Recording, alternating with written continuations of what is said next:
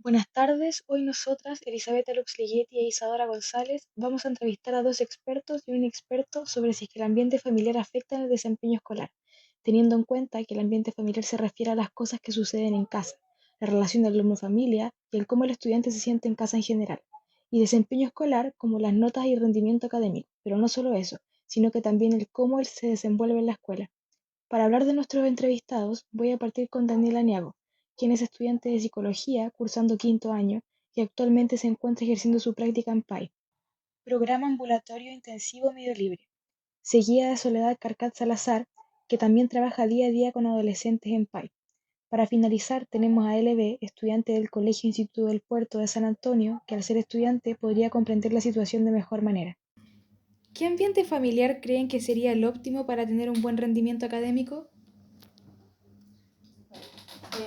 A mi parecer es fundamental que la familia sea funcional en cuanto a que la figura que sea principal para este estudiante entregue los cuidados que son primordiales, es decir, que cubra las necesidades básicas, necesidades, digamos, económicas, necesidades emocionales y entregue soporte que sea lo relacionado con aplicar todo lo que tenga que ver con los cuidados y los requerimientos que el chico necesite en cuanto al colegio. Es decir, no se necesita que haya una mamá y un papá presente, que pudiera haber solamente una madre, un padre, un abuelo, un cuidador, y esa persona ser la que se dedique a establecerse como, sabes que yo voy a ser la persona que te va a ayudar, si te cuesta matemática, voy a estar presente ahí para ayudarte con las matemáticas, te voy a ayudar a arreglar la mochila, ¿qué necesitas? Necesitas un libro, necesitas esto, pero estar presente siempre.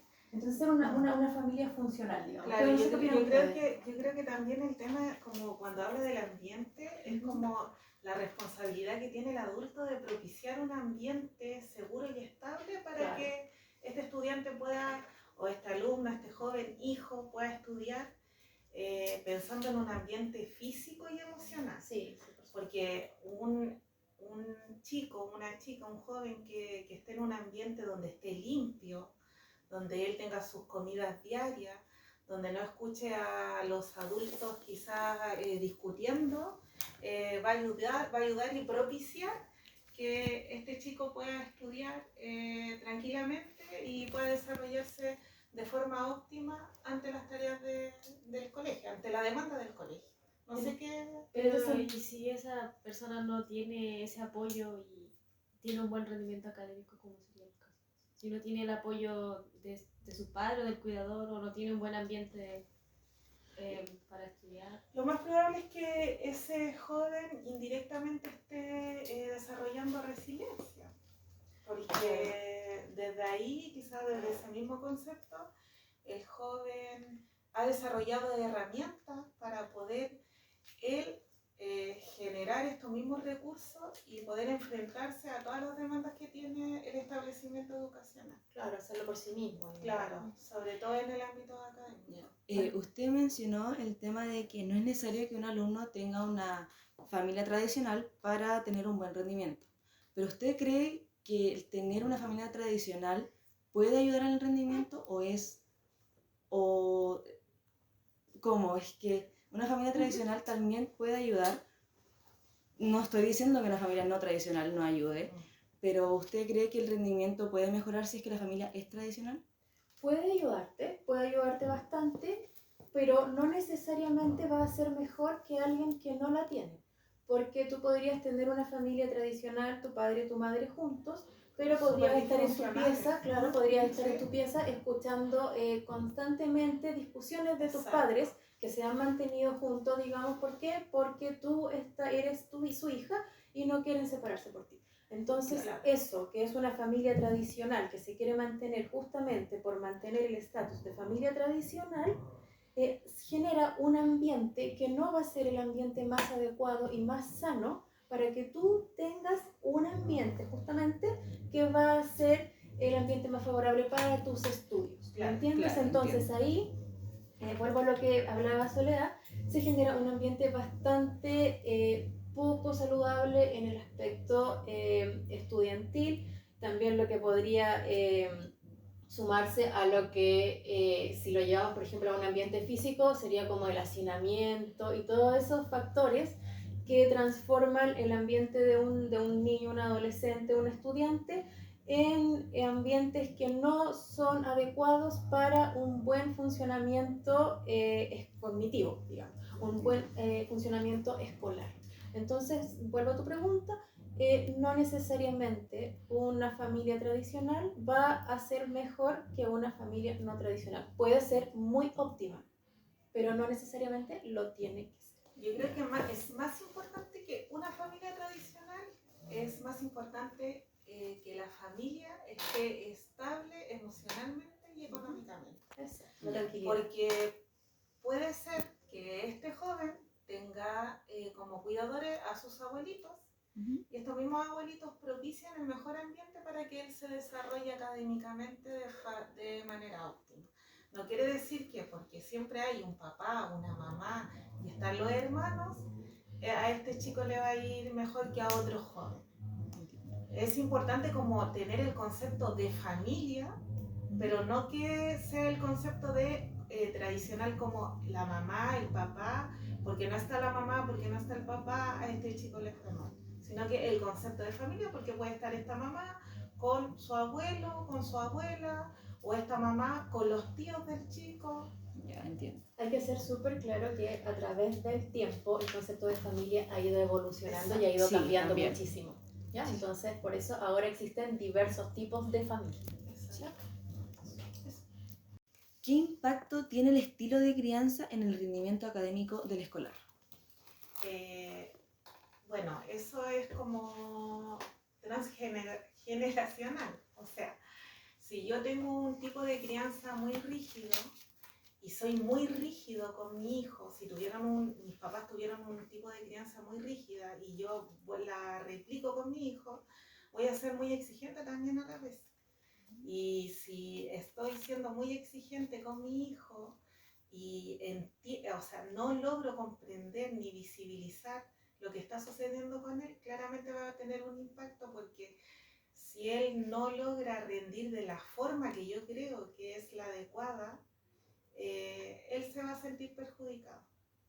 No sé si tú estás de acuerdo con... Sí, creo que hay bastante razón en lo que tú dices. Hay estilos de crianza que tienen mucho que ver en el tema de la educación. Hay una rigidización respecto de lo que se ha inculcado en los padres y lo que se espera de los chicos muchas veces, y en ese mismo sentido es que muchas veces los chicos se desbordan, ¿ya? Porque a veces se espera mucho, pero hay mucha expectativa. Hay demasiada expectativa y se pierde un poco el foco de que no todas las inteligencias son las mismas. No todos aprenden de la misma forma. Exacto, y no todos los intereses tampoco son los mismos. Entonces se pierde un poco ahí el sentido de cómo es la educación y lo que realmente los chicos quieren. Muy difícil es a veces que los padres se sienten con los chicos y es como, oye, ¿realmente tú quieres estudiar lo que yo quiero estudiar? O lo que yo quiero que tú estudies, o lo que yo quería, o realmente a ti te acomoda la forma en la que yo estoy siendo contigo respecto de cómo estoy ejerciendo mi labor de padre y cómo estoy siendo de estricto. Esto está afectando tu salud mental, por ejemplo. Esto te está haciendo sentir muy presionado. No sé si tú como estudiante, por ejemplo, has sentido esto. Como sentirte presionada. Claro. En mi caso, yo creo que más como de mis padres, como una presión por mí, porque en mi caso, mis padres sí que le importan las notas, pero no me imponen esa presión. Ellos no son como estudia lo que nosotros no pudimos estudiar. Ellos quieren que estudie lo que yo quiero estudiar. Entonces, sí, tengo ese apoyo, pero no sé cómo será el caso de, por ejemplo, de los papás que como que realmente no le importa así como el estudio, así como no le importan las notas, por decirlo así. No sé cómo será ese caso, así como padres como más liberales, pero muy liberales. Claro, es que hay como delgada línea entre ser muy permisivo también y la Claro. negatividad de eso. O sea, ahí Tiene que sorry, ser no sé. como una mezcla, yo creo, que entre tener como súper claras las normas y límites, también está el tema de como hasta qué punto soy permisivo con mi hijo, hasta qué punto no me importan las notas, Sí. porque entiendo también que solo con 3 no va a pasar de curso. También, ¿qué importancia yo le doy a la educación de mi hijo? Si yo entiendo que la educación va a hacer que él genere herramientas y desarrolle estrategias para poder enfrentarse a la vida, yo creo que desde ahí es como va a repercutir en el joven de forma positiva. Porque si yo creo que el que él estudie y sea el mejor profesional, porque la presión social, porque muchas veces nosotros como papá también nos sentimos como presionados socialmente de que nuestro hijo llegue a la universidad. No todos los chicos llegan a la universidad. Entonces es como una mezcla de muchas cosas. Yo creo que es una mezcla de como muchas crianzas que hoy en día, como esta generación de papá, visibiliza un poco más las emociones a diferencia de cómo la vivimos nosotros. Claro, como que intentan romper el ciclo. Sí, y los paradigmas también, porque hoy en día un chico no se desborda o no llora porque es llorón o porque ay, es niñita, ay, el hombre llora porque es niñita, no, porque algo está pasando, algo está sucediendo. Entonces cuando el adulto logra entender eso, va a impactar de forma positiva en el joven. Sí, eso. ¿Qué tanto influye la exigencia de los padres en las notas o el rendimiento en general?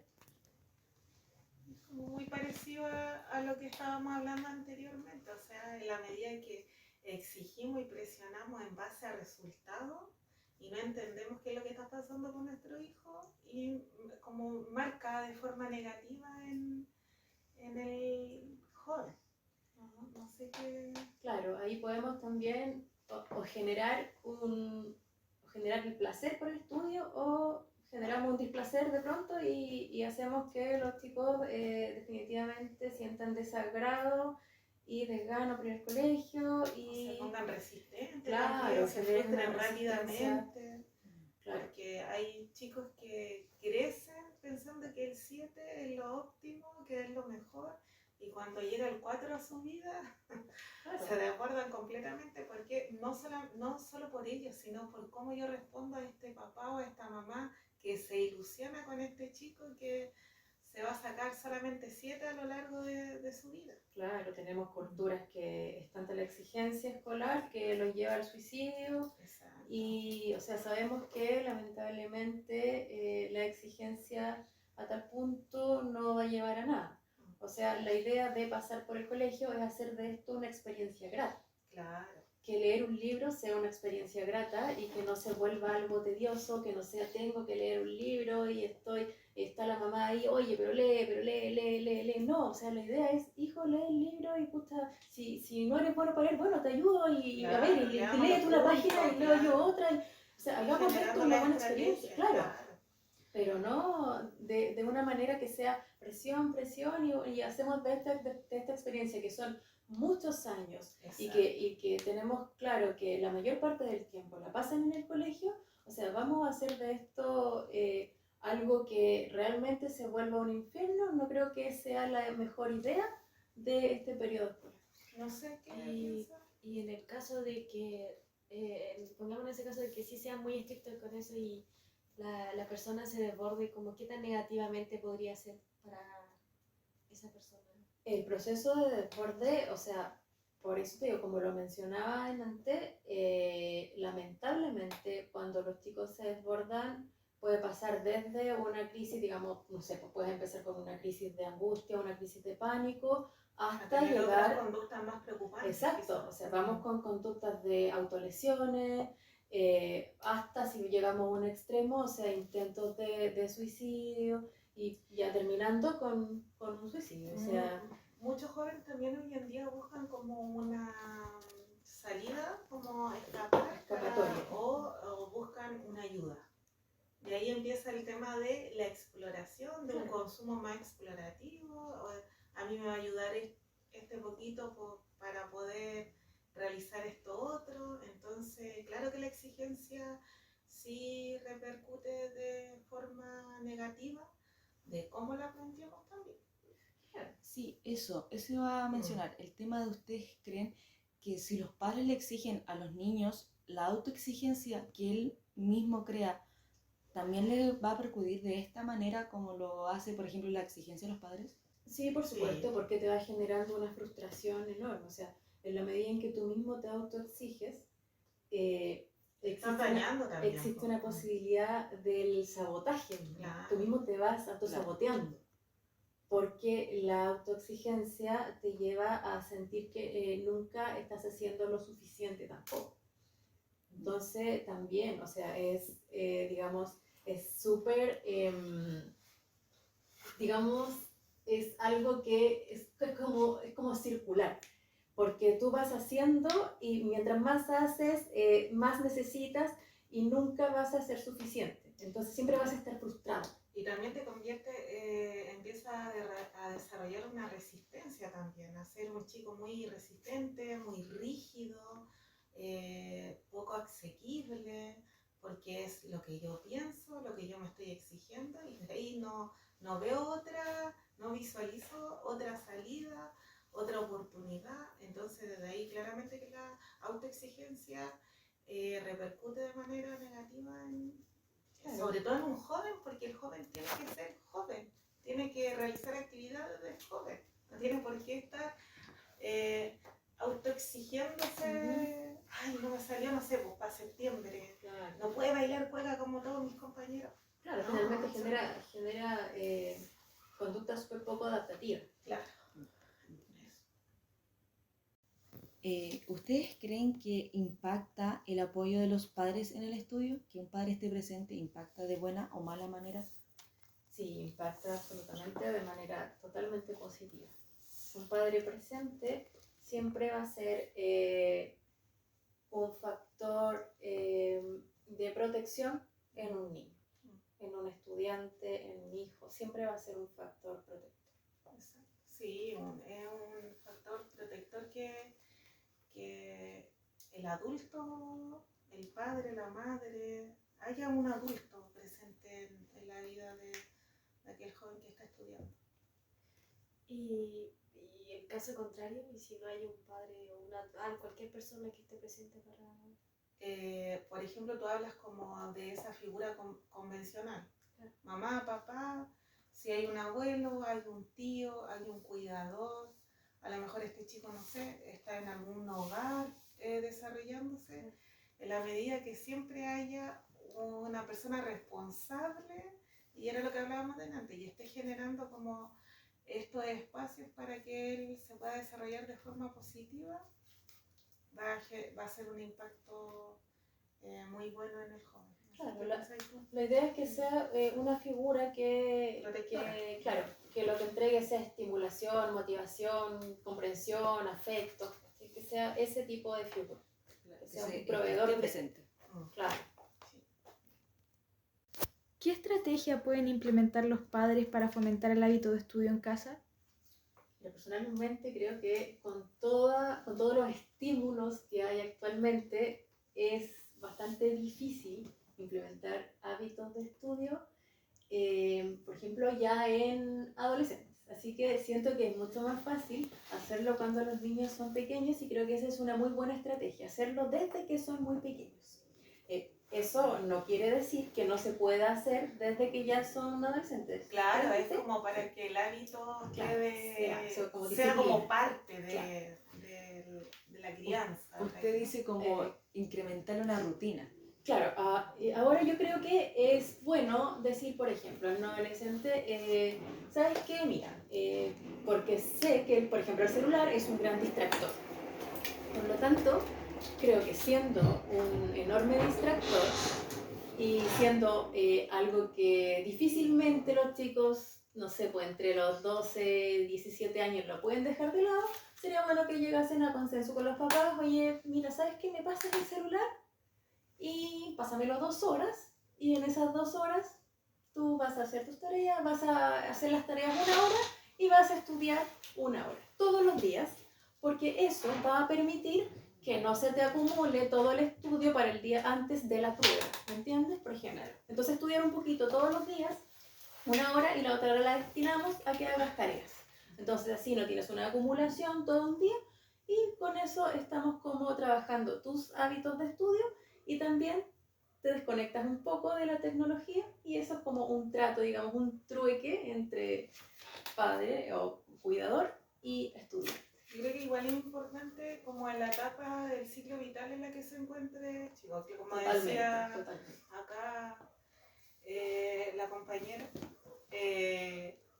depende, porque cuando son más pequeños es mucho más fácil, todo es mucho más asequible, pero ya cuando entran como en la adolescencia, que también hay que entregar un poco de independencia, entonces también esa es una muy buena estrategia, como el tema de la negociación, como yo te doy esta responsabilidad, tú estudias, yo no voy a estar como siempre supervisando el tema, si bien lo voy a hacer, pero no de la misma forma como lo hacía cuando tú eras más pequeñito, pero negociamos el tema de quizás si tú logras estudiar, te va bien, o puedes salir, no sé, están como esa estrategia. Claro.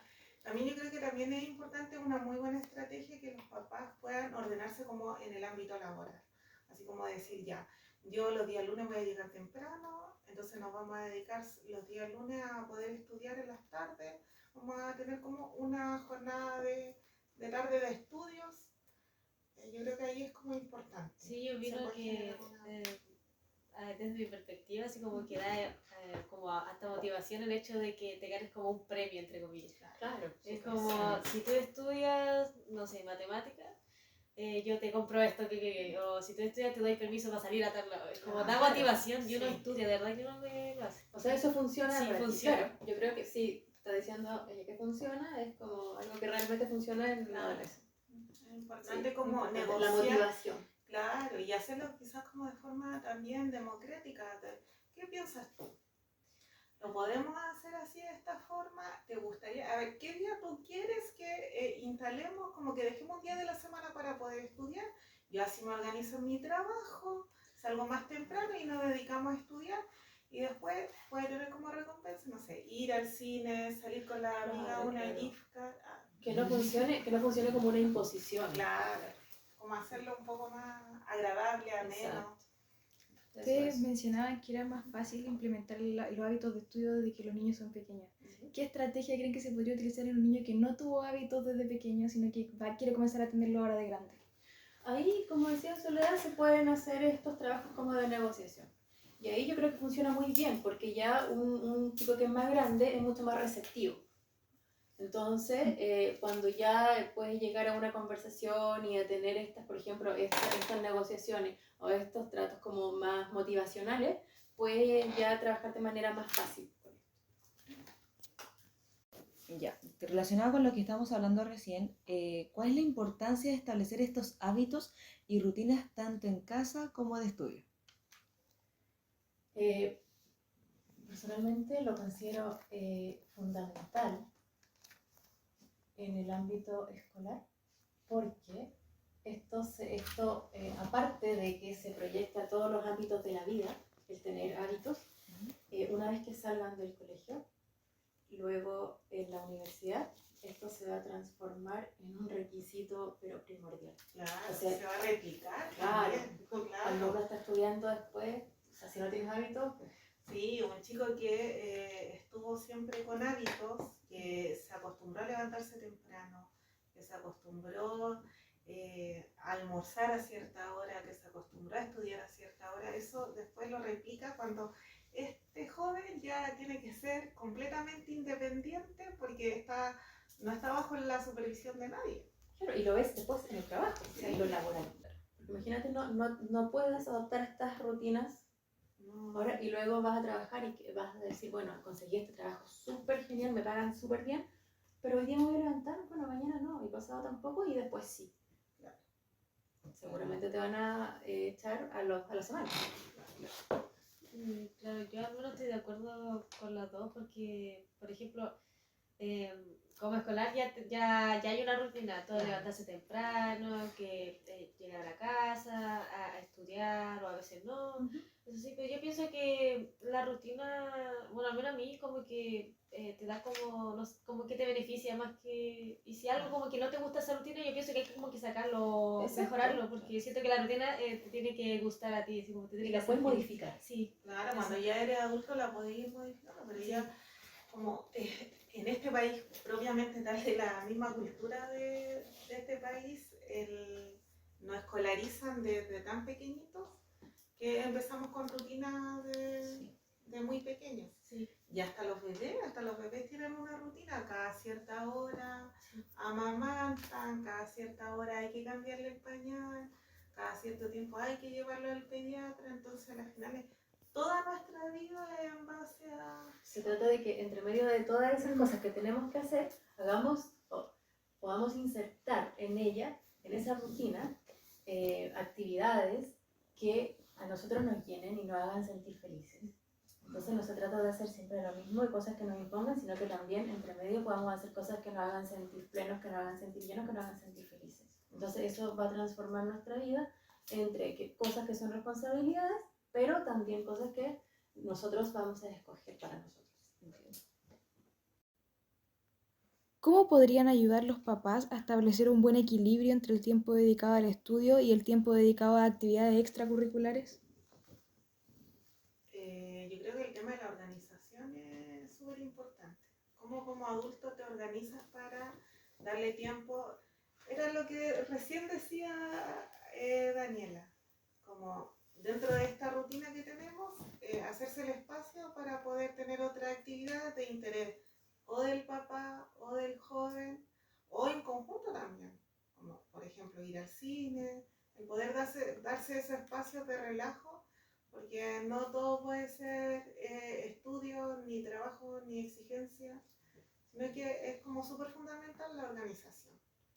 Como cómo yo me organizo para que se generen estos espacios de entretenimiento, distracción. Sí, en términos prácticos, una calendarización. Aprender siempre que es súper bueno tener un calendario o uno de estas pizarras con, y ahí anotar y todo, saber que yo tengo estos tiempos, cuento con estos tiempos, bueno, aquí voy a poner esto, tengo este margen de espacio, bueno, aquí voy a hacer actividades y siempre saber que uno tiene que darse tiempo para uno mismo, para estar con los papás, para estar con los amigos, si tiene una pareja, para estar con la pareja y tiempo para la responsabilidad.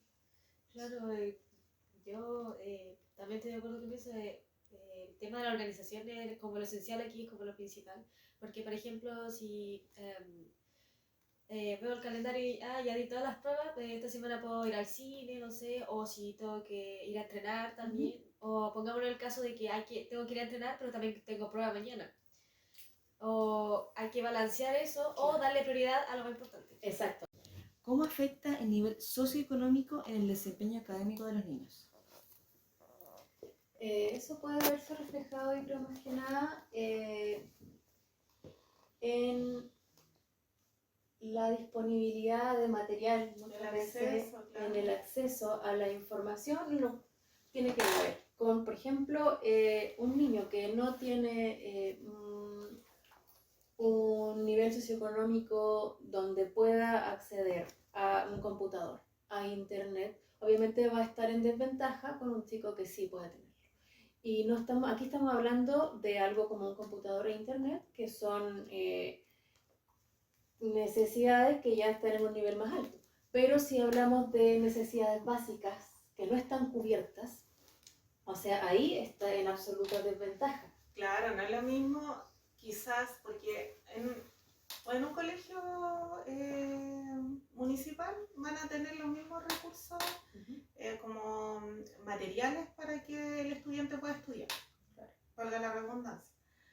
Pero no es lo mismo un chico que llega sin desayuno a un chico que llega con desayuno. Exacto. No es lo mismo un niño que tiene su almuerzo todos los días a un niño que no sabe si hoy día va a almorzar o hoy día va a haber solamente para tomar once. En ese sentido yo creo que afecta mucho el tema económico, porque lo otro se va supliendo. Hoy en día hay muchas ayudas de parte del Estado para ir supliendo todas esas necesidades, pero el tema como de la alimentación, no es lo mismo un niño, una niña, un joven, un adolescente que llega a una cama calentita, a una cama que está limpiecita, a ducharse con agua caliente, a una casa que no se llueve, a poder ir al colegio el día que está lloviendo, porque hoy en día con la crisis habitacional que sobre todo vive hoy día San Antonio, hay muchos jóvenes que no pueden llegar al colegio porque si llueve no pueden salir desde los cerros para poder llegar al colegio. Entonces, claramente que el tema económico afecta porque ese chico no pudo ir al colegio porque no había auto, no había acceso, porque el vivir en una toma es difícil, es preocupante y es un tema económico también. Claro, en ese mismo sentido, inicialmente hablábamos, por ejemplo, del hacinamiento. A lo mejor para ustedes es súper normal tener un lugar donde hacer las tareas. Hay niños que no tienen donde sentarse con un cuaderno y hacer las tareas. Por ejemplo, el crecimiento se da muchas veces cuando duermes, cuando estás haciendo las horas de sueño que corresponden. Ahí se da el crecimiento. Tú tienes que tener un horario de sueño que sea el adecuado para poder ejecutar al otro día tus acciones, tu rendimiento académico adecuado y todo eso. Y hay niños que duermen 4 en una misma cama.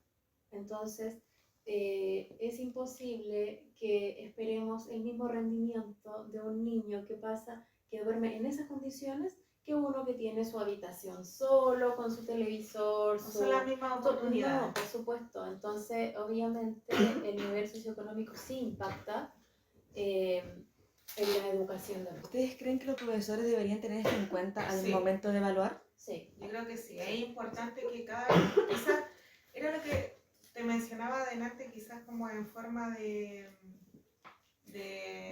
quizás como no de talla, pero es importante como que cada establecimiento educacional tenga los profesionales adecuados para poder intervenir cada familia. Por ejemplo, que es importante que un colegio tenga un trabajador social y un psicólogo, porque el profesor tampoco puede estar haciendo el papel de la labor de trabajador social o de psicólogo, pero es importante que por lo menos el profesor jefe sepa lo que está pasando con su alumno. Eso es súper importante.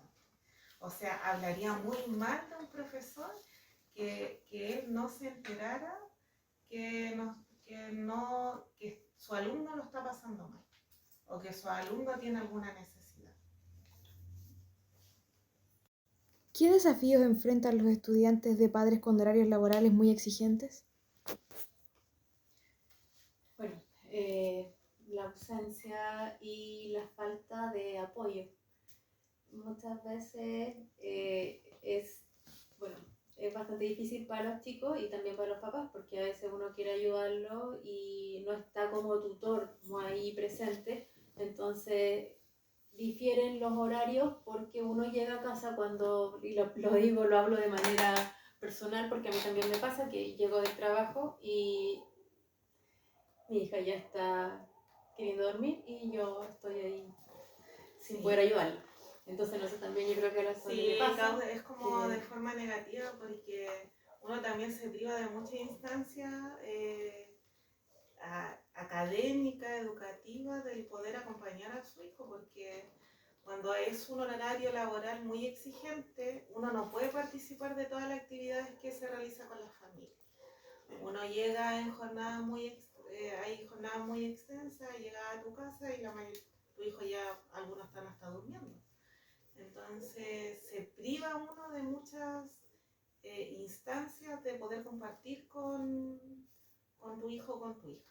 Entonces sí. es negativo. Por eso han aparecido todas estas leyes, la ley de conciliación laboral y familiar, el tema de las 40 horas, como para ir ayudando a esta carga que tienen los adultos en su trabajo. Claro, en pro de poder estar más presente y poder aportar a lo mejor con el conocimiento que uno tiene a los chicos que muchas veces se tienen que arreglar solos el tema de sus tareas, que no tienen muchas veces los conocimientos que requieren de los papás para que puedan poder presentar a veces hacer trabajo, necesitan a veces la guía de los papás y todo, y los papás no están presentes, entonces muchas veces se van sin las tareas y todo eso. Y no es porque ellos quieran, sino que uno no puede simplemente ayudarlos, porque cuando uno llega a la casa ya ellos están cansados, ya están dormidos. Entonces es lamentable que uno teniendo la intención de ayudar no pueda estar presente tanto como uno querría.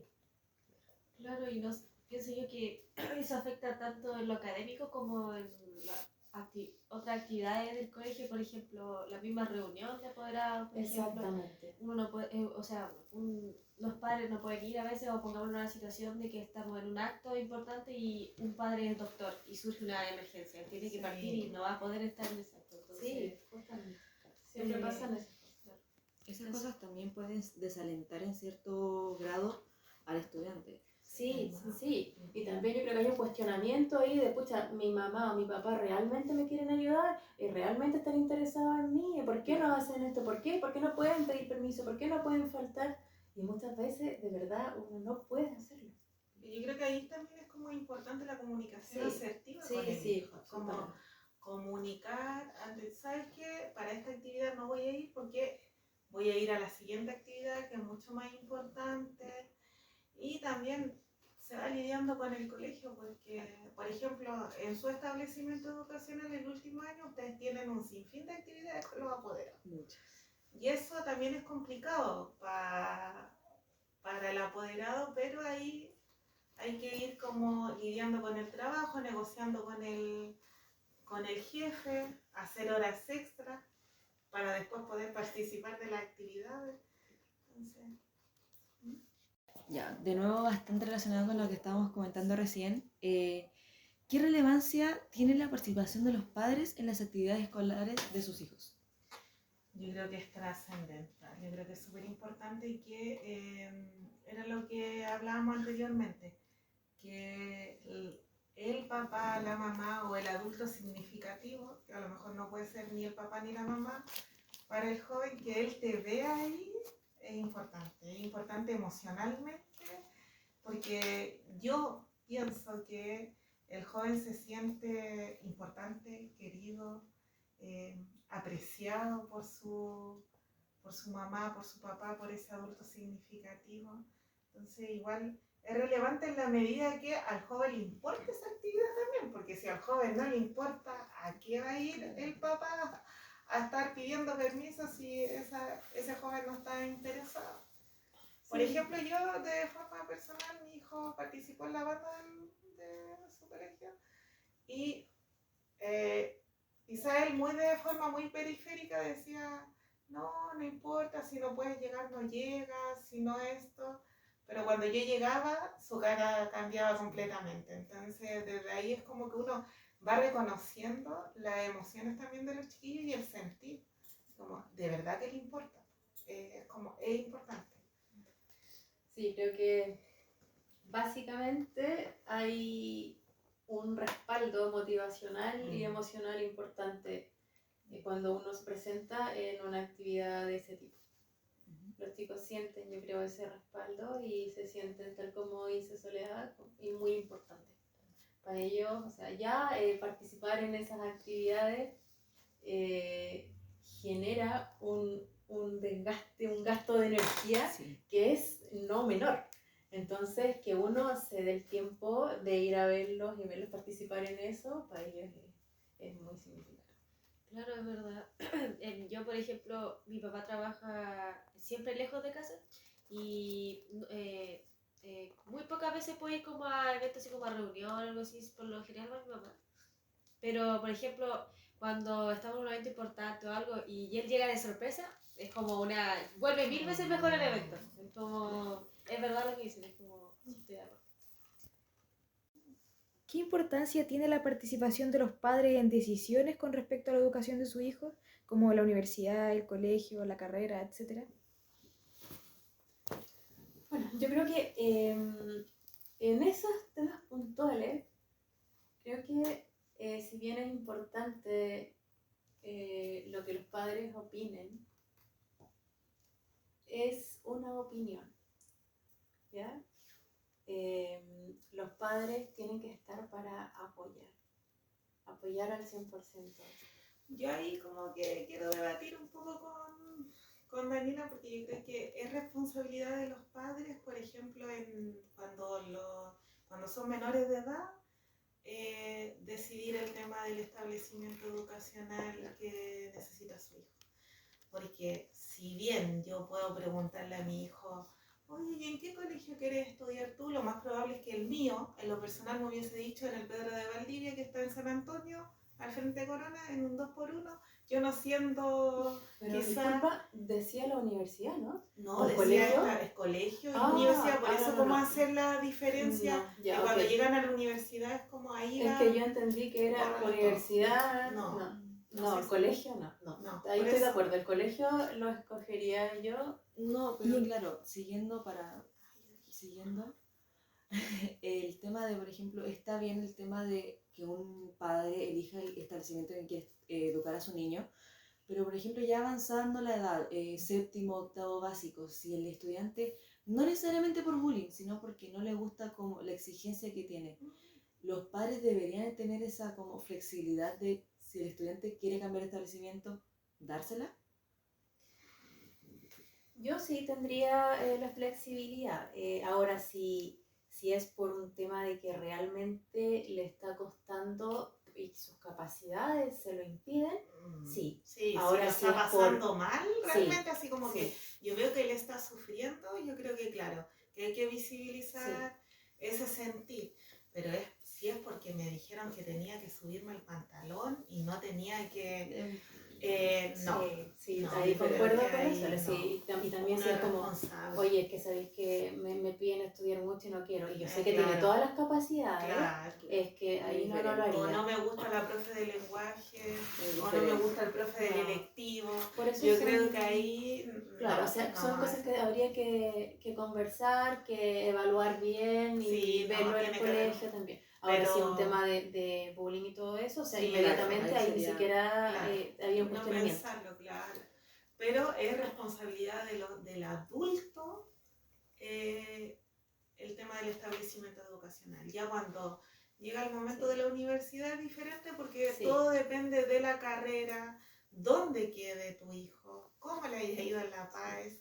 Todo eso son No, muchas condiciones. Claro. ahí solamente doy mi opinión y el Claro, apoyo claro, y el obviamente padre ver fue- los recursos y todo eso. Sí, Ahí yo solamente opinaría Exacto. porque la decisión va a ser de mi hijo. Claro, ahí el padre solamente funcionaría como una guía y un apoyo. Exactamente, Es para que- mí sería así, el establecimiento educacional de colegio, lo que tiene que ver con la educación básica, la educación media, eso sí obviamente yo creo que, y concuerdo con Soledad, es responsabilidad de los padres. pero el tema influye en otros factores el tema de la universidad, porque puede ser decisión de uno o como tener una universidad, pero lo más probable es que no quede tampoco en esa No, por universidad. supuesto. Entonces, son muchos factores los que influyen. Claro, yo estoy de acuerdo también, por ejemplo, con el tema del colegio, por ejemplo. Obviamente el padre tiene que elegir ahí el colegio. Yo creo que uno ni siquiera piensa así como que el colegio es como que uno ya está en ese colegio porque tus padres te metieron. Pero también siento que hay como que hablar bien eso porque si te dice un motivo así como no, es que no me gusta cómo enseña algo, igual hay que investigar porque puede haber otros motivos detrás. Sí, por eso hay que Y, evaluar claro, bien y eso. con el ahí tema de la universidad, sí, yo pienso que los padres deberían, para mí como que los padres son como una guía, así como si uno está tan confundido de qué quiere estudiar, yo creo que los padres te pueden orientar y eso, y si no que hay, así como en la universidad que querés, lo mismo, así como que te dan el apoyo. Ya, también como para ir cerrando como última pregunta, ¿cómo podrían los padres fomentar el pensamiento crítico y la fácil resolución de problemas en su vida? Yo creo que ahí es importante como generar espacios como muy cotidianos, como actividades muy cotidianas de conversación. Por ejemplo, cuando estás tomando once y plantear un tema, quizás comenzar un debate donde ir planteando diferentes opiniones, creo que genera un pensamiento en tu hijo, en el joven, de crítica, de cuestionamiento, y donde hay argumento también. Yo creo que es importante cómo generar esos espacios. Sí, yo estoy súper de acuerdo. Creo que tener esa instancia es fundamental, y lo otro que es absolutamente primordial es nunca ser autoritario. Porque en la medida en que tú tienes opiniones en casa que dejan de ser opiniones y más bien se transforman en sentencias, impides que tu hijo también tenga una opinión. Entonces, cuando ya deja de tener una opinión y ya en la casa no hay conversaciones o instancias como la que señala Soledad, no hay ningún tipo de cuestionamiento, no hay ninguna conversación que llame al diálogo, no hay crítica. Entonces, si no tenemos eso, si no logramos ese tipo de conversación donde es como, ¿sabes qué, papá? ¿Sabes qué, mamá? Mira, yo no pienso lo mismo, quizá esto podría ser de otra manera. Mira, ¿sabes que yo, a mí no me hace sentido, yo lo pienso de tal forma? Y ¿sabes qué, hijo? Sí, mira, a mí me hace sentido lo que tú dices, ¿sabes qué? A mí no, mira, en realidad esto sí. Si no tenemos eso, y es como yo aquí se hacen las cosas porque yo lo digo y esto es así, así, así, bueno, si no logramos tener esa instancia, el pensamiento crítico no se va a generar. Entonces, si logramos dejar de lado el pensamiento autoritario o la crianza autoritaria, si logramos dejarlo de lado, yo creo que podemos generar un pensamiento crítico. Sí, tiene que ser algo más democrático, Claro. O sea, no porque yo piense que el joven que anda con los pantalones abajo es flight, es flight. Claro, No, claro, uno puede igual claro, plantearlo, decir, oye, ¿sabes que a mí me parece que no? Y quizás mi hijo me va a decir, pero yo me siento cómodo, y es súper válido también. Entonces, como dice la Dani, por la medida que no se impongan las cosas, todo va a fluir de forma positiva. Que no olvidar que somos generaciones distintas, Sí, entonces sí. también la tolerancia, el respeto y todo Sí. eso tiene que primar. Yo creo que ahí es importante que ustedes también, yo te pregunto a ti, ¿tú sientes que los jóvenes son empáticos como con las generaciones más adultas? Yo creo que en parte sí y en parte no. Ya. Siento que igual hay como mucha diferencia entre generaciones. Y eso como que llega a llegar ¿ah? Eso como que llega a generar conflictos. Y también pienso que todo lo que dicen es como una base importante para la vida, cotidiana en sí. Porque si tu casa no te dejan tener opinión ni nada de eso, siento que te pueden hasta pasar a llevar en la vida en sí, porque tú no vas a decir tu opinión o lo que piensas. Entonces, Y es importante eso que mencionas porque como la familia nuclear es la base de lo social, entonces cuando tú en tu casa eres capaz de expresarte, es muy probable que eso lo repliques afuera, con el grupo que tengas afuera. Entonces ese pequeño grupo se va a transformar en un grupo grande y de esa forma tú te vas a expresar. Entonces si tú sabes que aquí dentro puedes hacerlo, también lo vas a poder hacer afuera.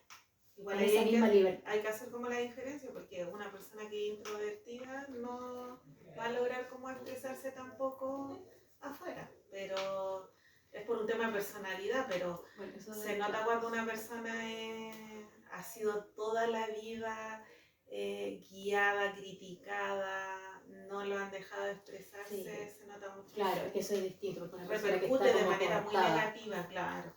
Pero es muy probable que una persona que sea introvertida igual tú notes que esa persona sabe defenderse.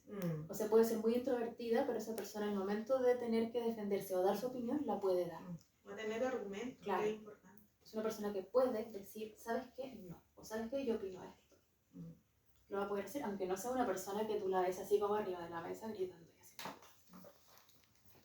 Muchas gracias. Muchas gracias a los dos. Para finalizar con esta entrevista, nos gustaría poder agradecer a Soledad y a Daniela por su tiempo y también agradecer a todas las personas escuchando. Muchas gracias.